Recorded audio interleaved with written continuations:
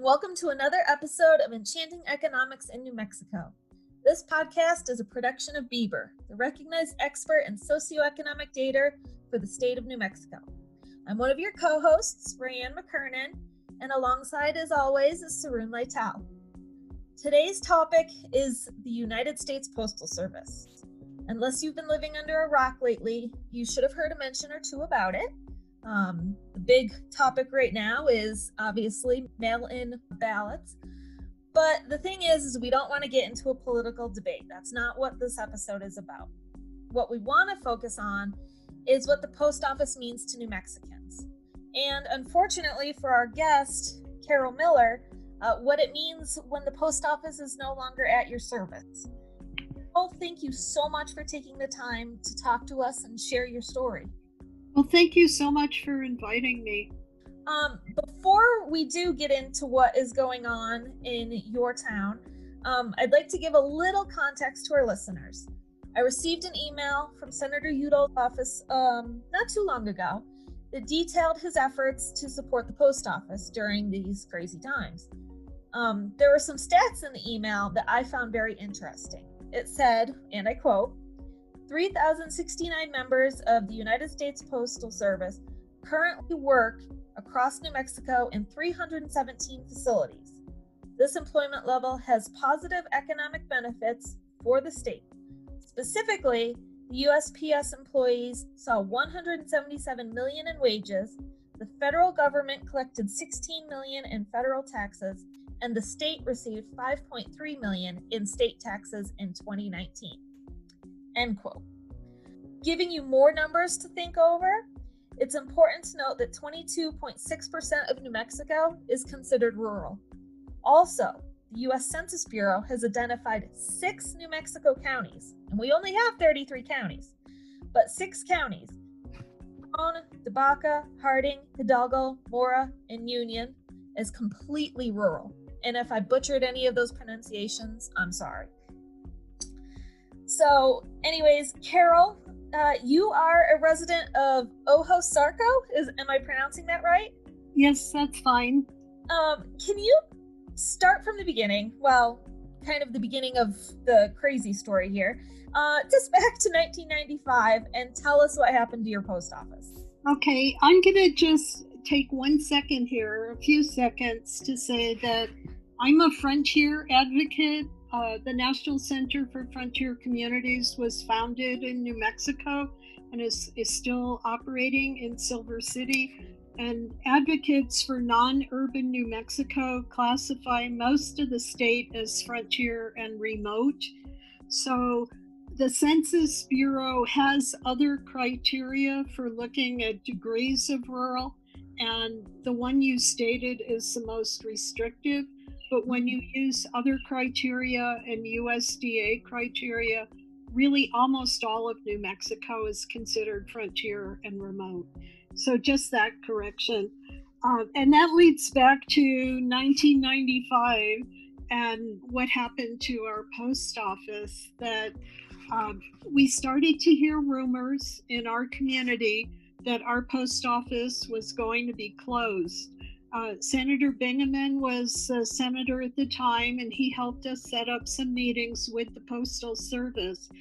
And they told us that we were costing them $1,500 more in expenses than were being generated here through sale of money orders and stamps. And we had a really difficult time with that because we're an isolated community. We have no adjacent community with us, and we just had no power in the decision making.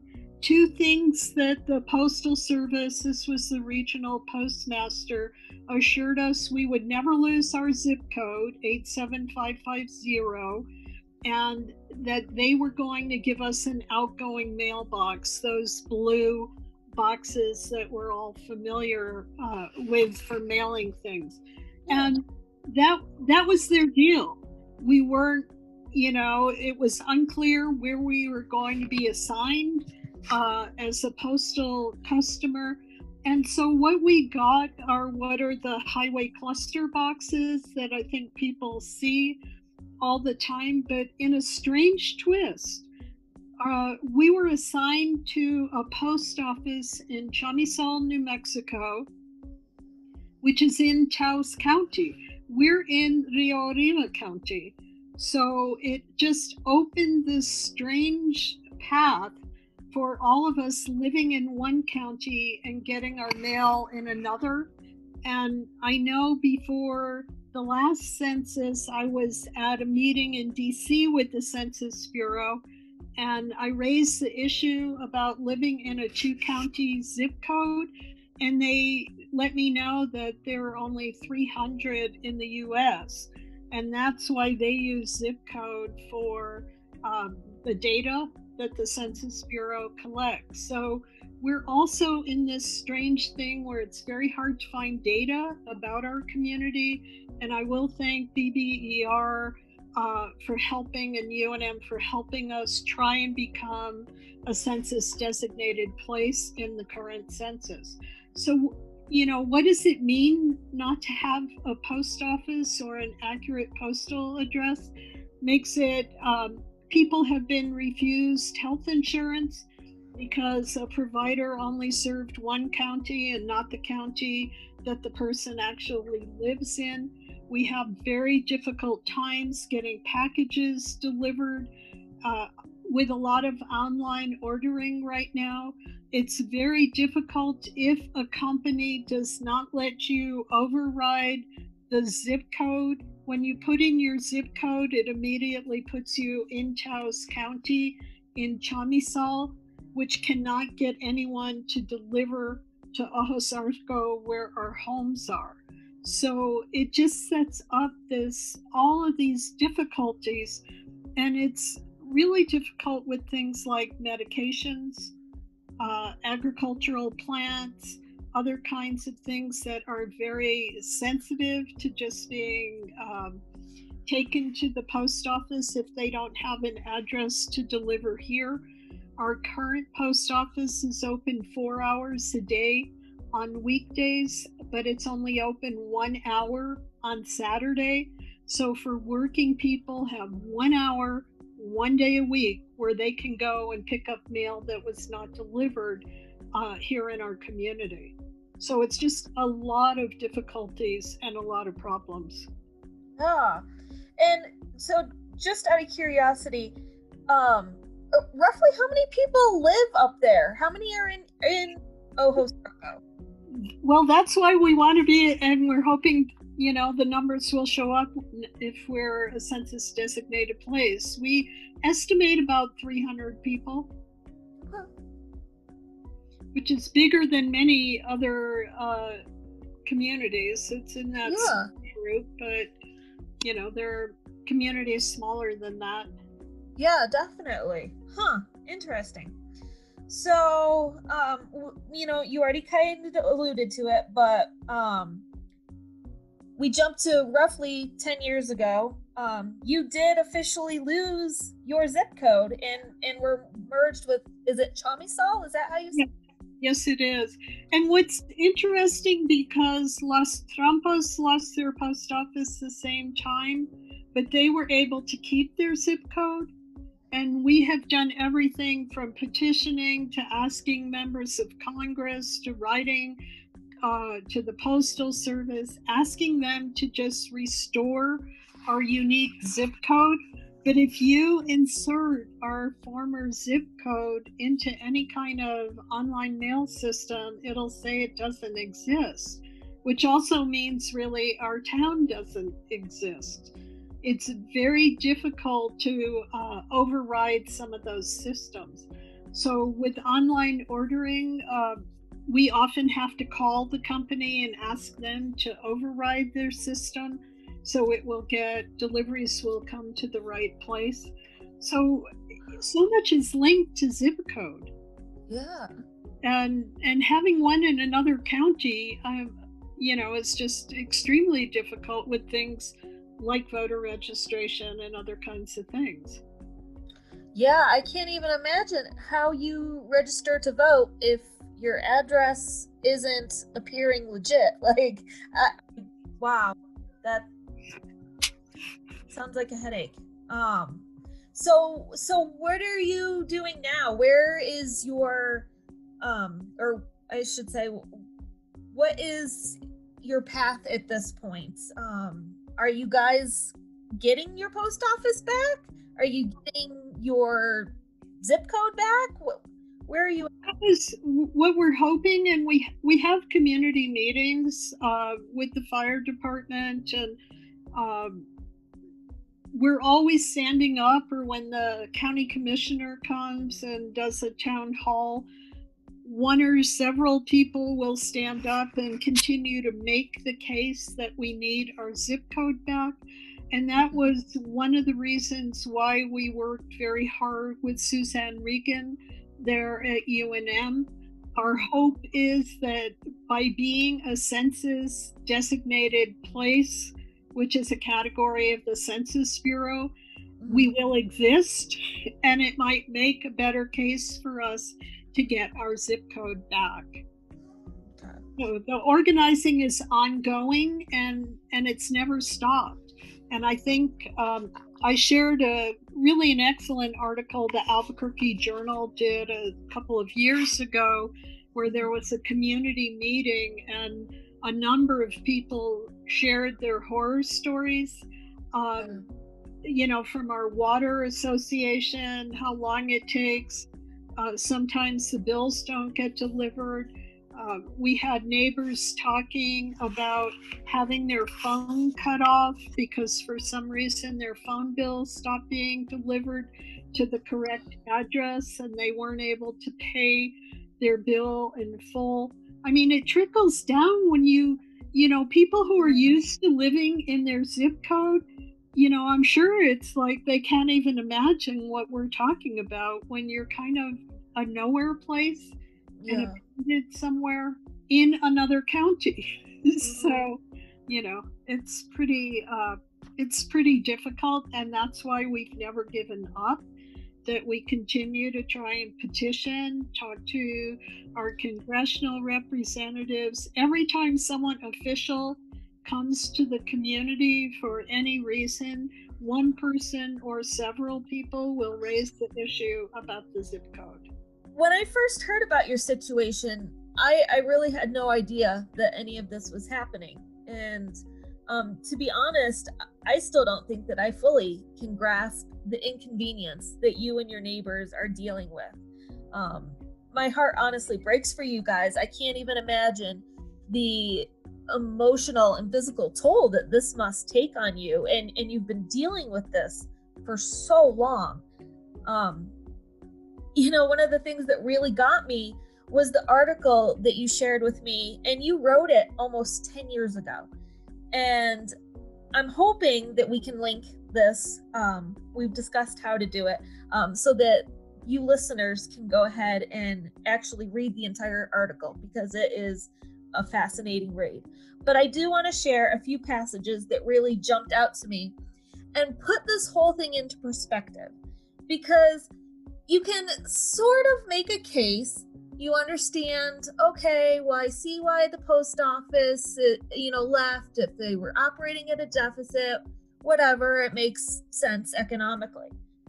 But when you hear the backstory, it doesn't make sense anymore.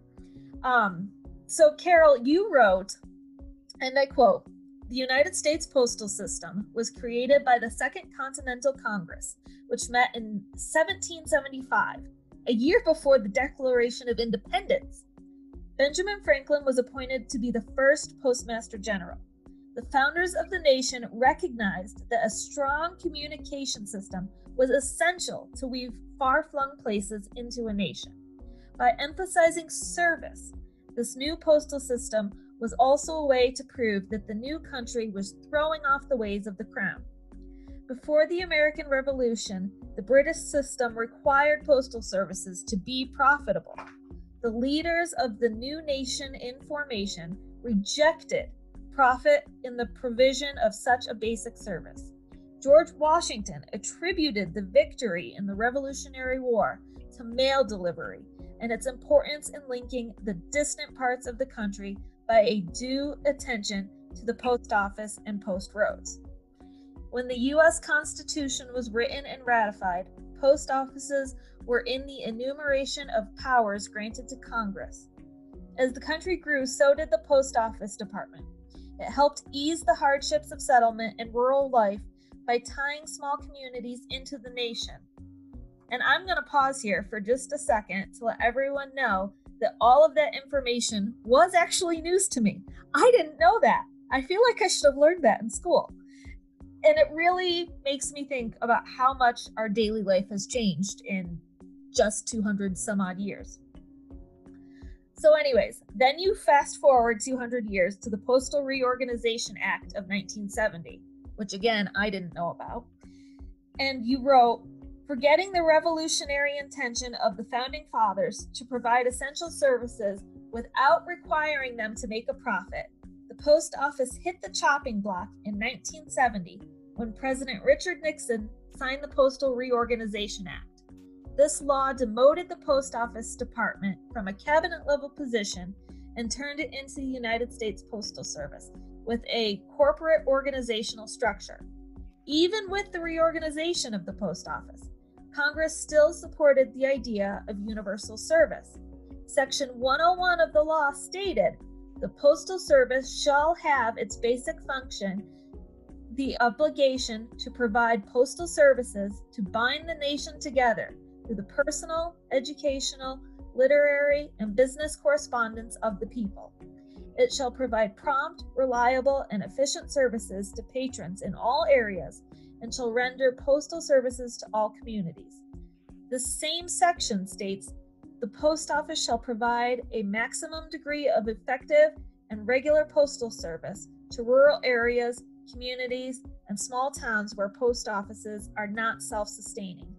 No post office shall be closed solely for operating at a deficit, it being the specific intent of Congress that effective postal services be ensured to residents of both urban and rural communities. So by the time you get to the part in your article that you call the fatal blow, the PL 109-435 Postal Accountability and Enhancement Act of 2006, I was already in shock. And I can feel it again rising in me. Like, how did we get here? And seriously, how did this happen to thousands of communities around the country? You wrote that this law was designed to end what is described as the postal monopoly. The primary weapon was a remarkable change in the funding of Postal Service employee benefits, a disastrous mandate that required $5 billion per year be deposited into an escrow account to prepay health and pension benefits. And you said that many media outlets have reported on the link between these payments and the present economic condition of the United States Postal Service. I realize now that if I knew of any of this beforehand, then maybe the financial troubles that we hear of today might not have been such a big surprise. But I have to ask, first of all, are they still paying $5 billion a year into the escrow account? Yes, they are. And I know that, I really appreciate the sections, but I want to just put a human face on the people in the Senate who've been fighting with their communities. And I wanted to say there's one warning that I referenced was Jennings Randolph, U.S. Senator from West Virginia. He said, when the post office is closed, the flag comes down. When the human side of government closes its doors, we're all in trouble. And to me, that is the essence of a lot of what we're talking about. How does the community feel validated and important and connected? And in this era that we're in right now, and I think about from the results of recent hurricanes to all of the fires that are going on the West Coast, there are so many people where you just hear the power is out. How do people do email? I mean, one of the arguments of Congress is that physical mail is outdated and, everything's going to happen electronically. How does that happen when there's no power? I mean, how does that happen when you had to run for your life and your computers, and you're lucky if you left with your phone, and everything is just, destroyed and gone and no way to connect?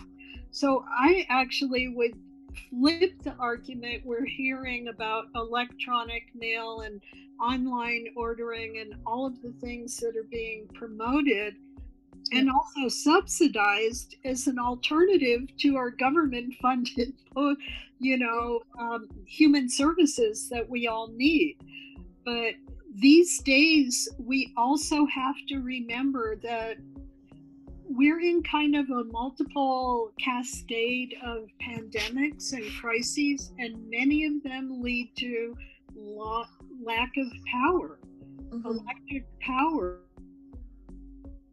Yeah, and I think you're completely right too, because I can think just, for myself, I use Bank of America. And if they send me an email, half the time it's not really them. I get tons of junk mail where people are claiming to be Bank of America, and you can tell they're not. It's like there's something spelled wrong, or their address is, suspicious. Like, it happens. But I do know if I get something in the mail from Bank of America that it's legit and I need to pay attention. So, yeah, I mean, I'm just reiterating what you already said, but still, to rely solely on email, and then what if you can't when your power is out? I mean, it's just, I think it's scary to put all your eggs in one basket. Yes, and that whole thing that's so telling, I'm going to repeat it. The post office is closed, the flag comes down. When the human side of government closes its doors, we're all in trouble. And we're kind of in that trouble right now, from ecological directions, political directions, from whatever. But we need to see more the human side of government, and we need it to have open doors. Yeah. Well, let's see if we can get this back onto a positive note. Not that we're being negative, but, it feels like we're kind of bashing the post office, even though we're not. We're trying to say that they're important and we need them. But in my prep for this interview, I read a letter from 2012 that you were a co-signer on. I didn't recognize all of the names on the list, but I did recognize Ralph Nader as one of the other signers. But anyways, you guys were calling for the resignation of then Post Office General Patrick Donahoe. And it was stated in the letter that a responsive action could be as simple as publicly requesting congressional authority to establish a post office consumer action group. The benefits to such an organization really made sense to me when I was reading through it in the letter. I was wondering if you would like to explain what it is and give us an update on it if there is one, because it seems like a really good idea to, get support for the post office. Is it something that could happen, or did it happen and I missed it? Well, it's still on the table, and one of the real advocates for that and other making the public part of the Postal Service again is very much alive. There is a group called the Grand Alliance to Save the Post Office that is made of hundreds of community organizations. Senator Bernie Sanders has introduced several times different types of legislation to strengthen the post office, to have it provide more services. I've written about and have advocated with this Grand Alliance Coalition bringing back postal banking. Many people don't know that the post office used to also be a bank, a savings bank. I didn't. Well, good. I'll send you that article too. Yeah. There's many countries have a national bank. I I first observed one a number of years ago in Thailand, where everybody banks through a postal bank. Very few private banks in the country, and the United States had one through the 1960s. And we have over 35 million people in the United States who are either, well, those are unbanked, do not have bank accounts. And there are also people who are underbanked who have might have a bank account but very little money in it. And there's still people who can file a special form to get their Social Security and other cash benefits in a check.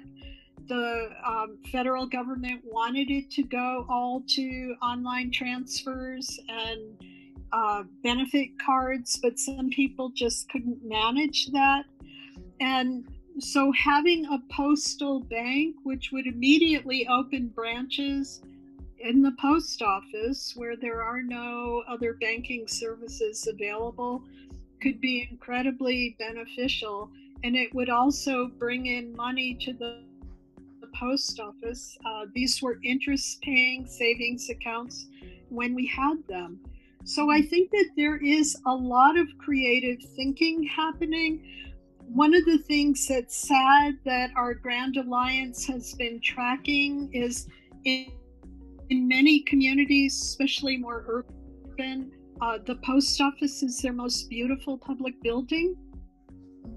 In New Mexico, a lot of the post offices, like in Raton comes to mind, where during the WPA, during the Depression, artists painted these incredible murals in post offices all over the country, and certainly in New Mexico, that there are these beautiful buildings, and the post office under the Postal Service has sold off a lot of these buildings for restaurants, for other things.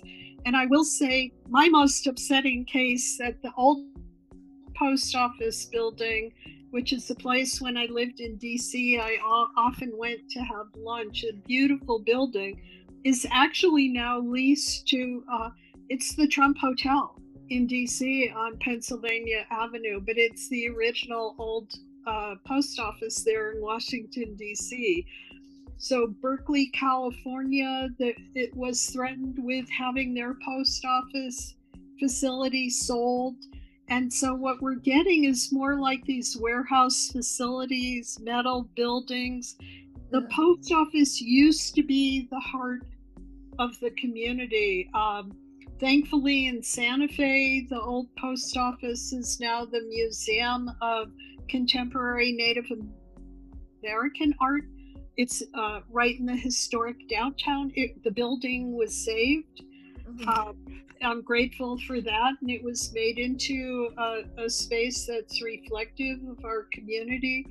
But if someone had time or was interested in driving around New Mexico and photographing these old post offices with their beautiful murals and other art before they're gone. Because everything's about that bottom line. And it's not just that you lose your post office, you lose your community identity. You lose that sense of community that's very important, especially in isolated areas, to get people working together as volunteers for fire department, EMS, other, water associations, acequias. We do need to all work together. But when the government wants to destroy that sense of community, where some people now get their mail in one place on the way to work, other people somewhere else, some people don't even realize the community that they're a part of, because there's nothing happening there. Yeah, that's a shame, really, because we hear about how many mental health issues there are today. It kind of makes you wonder if these people were feeling a part of a community, would there be as many health issues too? Definitely. Yeah, that's another whole talk we could think about at some point. Yeah. I work on a project which is called Community That Cares, which is creating resilience among young people to identify with their community because it's protective.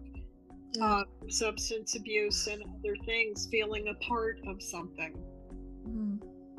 Yeah. Sarun, I feel like I've monopolized the microphone. Do you want to jump in and say anything? No, I mean you're doing pretty good. It's really sad. In America, that would be a case that you couldn't get your mail delivered. Like, thought this is America, but apparently there's some cool. Yeah. I'm curious, Sarun, what are your thoughts on this? Because I assume our listeners know, but maybe they don't know that you are actually not born and raised here.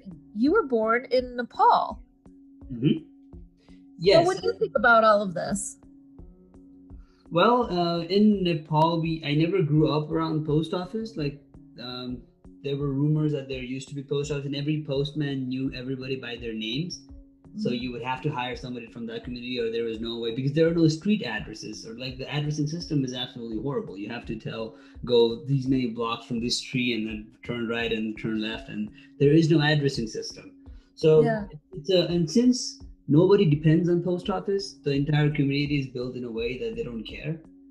So they have a workaround for this. People have mail office, but they don't need to have a zip code because nobody has a zip code, right? So it's only a problem because everybody expects you to have a zip code, and when you don't have one, there's all of a sudden there's this issue. But if nobody has a zip code, then they already have found something else. So that's the angle that Nepali community has gone through this, and it's not going to work for a very long time. It's starting to get developed. People are starting to get educated and all of that. And I think something equivalent of a post office has to be there. When I think about that, so there is also this plus code instead of zip code. So I could probably tell you more about that and the details of it, Carol, if you wanted to. It's basically a mathematical representation of every point in the planet. So nobody has to assign it to you. Nobody has to take it away. It's basically like a coordinates, but much more, human readable. So they're trying to implement that, and I'm trying to help a lot of people implement that because now they're getting into online ordering and they have no idea how to give their address, and it's starting to be a genuine problem because nobody cared up until now. Yeah. Well, that's quite fascinating because I know, having worked with people much better at GIS than I am, about geocoding and doing the geographic location and GPS, which our fire department and other services use. Yes. And I'm assuming, and it may be helpful in other countries, but I keep telling people, buy local. If we want to keep our local community going, just step away from the online ordering if at all possible, and support local businesses and local community, because we really we need that. We have to have an economy that serves everywhere and everybody. And New Mexico was late in collecting taxes on online ordering, although the legislature, I'm glad, did do that, because our towns and counties have really suffered the loss of gross receipts taxes. So we're getting part of that back now. But it doesn't make up for the kinds of daily gross receipts taxes when people are buying local and those community and not coming back later through the online ordering. Well, that about wraps it up for us here at Enchanting Economics in New Mexico. Don't forget to check us out at Bieber, that's bber.unm.edu, or on social media. We are on Twitter, Facebook, Instagram, and LinkedIn under @UNMBieber. And if you have time, I really urge you to check out some of Carol's writings that will be attached to this episode. Take care, everyone. Thanks.